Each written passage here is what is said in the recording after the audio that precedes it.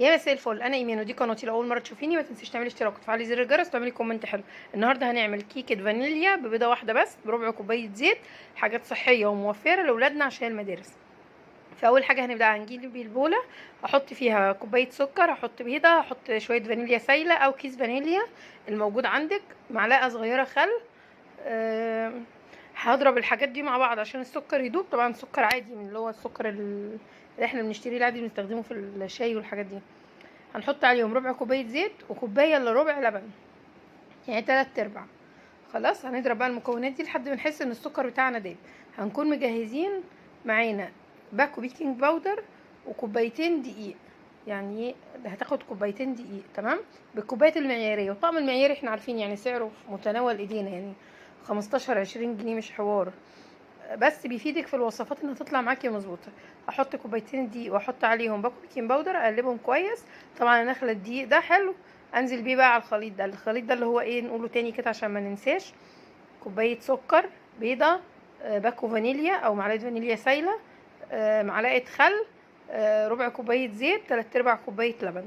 ننزل عليهم بكوبايتين دقيق وباكو بيكنج باودر، نقلبهم. اول الدقيق ما يدوب نكون مغليين ميه، وننزل بنص كوبايه ميه مغليه. تمام. ميه في الكيكه يا ايمان؟ ميه في الكيكه، جربيها ومش هتندمي. يطلع لك احلى صينيه كيكه تعملي منها. ممكن تعملي منها زي قطع جاتوه.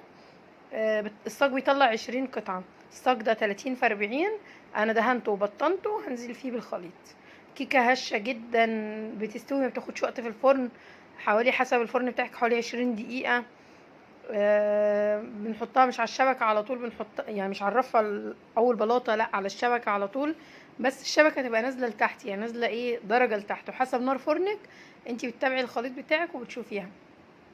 المهم ان انا بسويها في الصاج كده عشان تبقى في كل الجناب ويبقى كلها ارتفاع واحد. فلو وصلتي معايا لحد هنا متنسيش تعملي اشتراك وتفعيلي زر الجرس وتعملي كومنت حلو علشان خاطر احس ان وصفاتي عجباكم.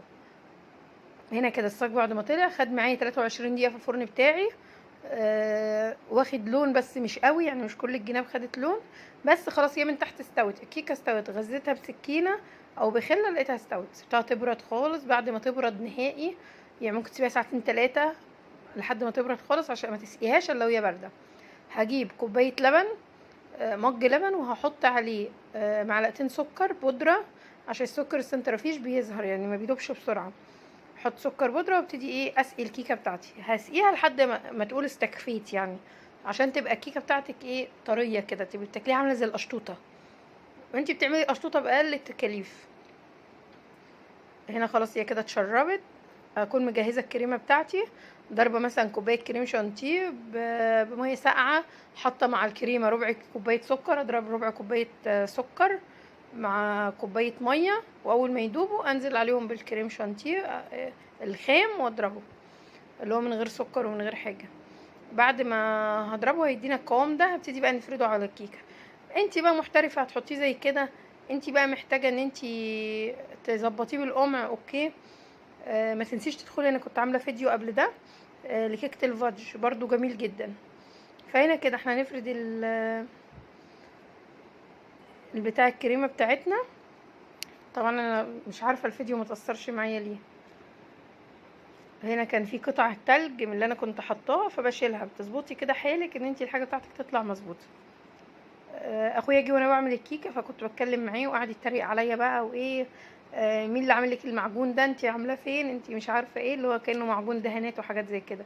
السكينه اللي انت شغاله بيها دي على على البتاع اللي انا شغاله بيها، السكرابر ده اللي انا بشتغل بيه، انتي السكينه المعجون دي مش عارفه ايه كده. قعد المهم قعد يتريق عليا شويه ويتنمر عليا شويتين 3. اول ما كل الكيكه عجبته جدا. طبعا مستغرب بقى، انت عامله كيكه في صاج، مش عاملاها في فايركس، مش عاملاها مش عارفه في ايه. يا جماعه الشكل مش كل حاجه، احنا دلوقتي بنعمل حاجه كميه تقضي. يعني لو عندك عيد ميلاد ولادك اوكي، الكميه دي هتقضيكي على فكره وتبقى زي الفل. هتسد معاكي يعني عدد 20 قطعة، جنب لو مشترية جاتوه او جايبة تورتية بس وعملتي ده في البيت مع صاج زي اللي انا كنت عاملاه الفيديو اللي فات.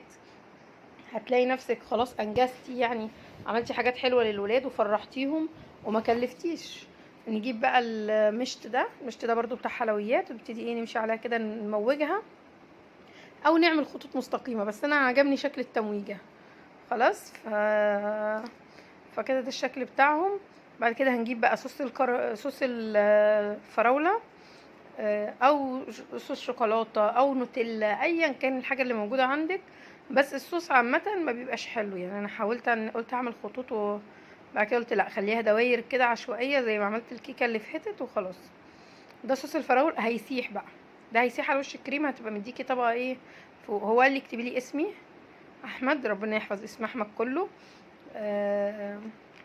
ويخلي لكم اخواتكم يا رب. فكتبت له اسمه كده عليها، فبعد كده قعدت اعمل دواير فلخبطته له، فيقول لي انتي بوظتي اسمي. المهم اني اصلا ساحت يعني، هو الاسم ما بانش اساسا. المهم ندخلها بقى التلاجة ساعتين، طلعيها بقى في العشاء لاولادك هيفرحوا بيها بعد العشاء كده في الخميس الونيس كده زي النهارده. بجد من الحاجات الجميله قوي. الحلويات عامه من الحاجات اللي الولاد بيحبوها. عايزاكم بقى تشجعوني بلايكات كتير، هنزل لكم فيديوهات للمخللات. اول فيديو جاهز خلاص معايا، عملت الليمون المخلل السريع اللي هو الليمون المسلوق مع الفلفل وكده. هعمل لكم برضو الليمون اللي هو بتاع عربيات الفول اللي هو محشي عصفر وحاجات كده، برضو جميل جدا اللي انتوا بتشتروه من المطاعم. هنا كده سبتها في التلاجة ساعتين 3، كنا اتغدينا وخلصنا. وبعد كده قلت بقى ايه يا بنتي ايمي كده قطعي بقى الكيكه وايه ودوقوها مع الشاي قبل ما تنزلوا الفجاله يتنصب عليكم. احنا نزلنا الفجاله طبعا اتنصب علينا وش. يا جماعه كل حاجه دلوقتي بقت بتتباع جنب البيوت احسن وارخص.